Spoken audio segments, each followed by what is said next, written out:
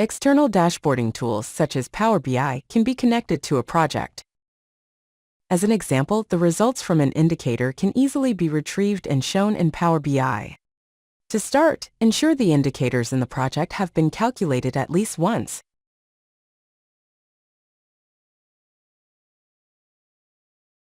Click on Indicators in the ribbon bar.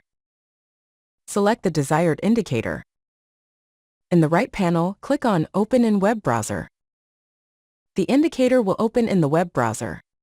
In the address bar, copy the URL of the web page.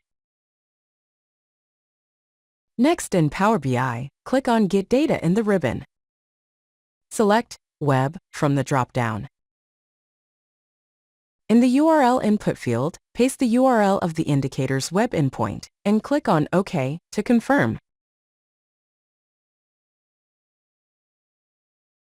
After the dataset has loaded, find the HTML tables entry and ensure Table 1 is checked.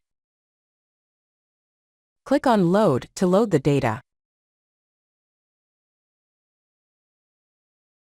On the right side of the screen, as part of Data, ensure all data entries for Table 1 are checked. Resize the displayed table as desired and note that all results are neatly displayed.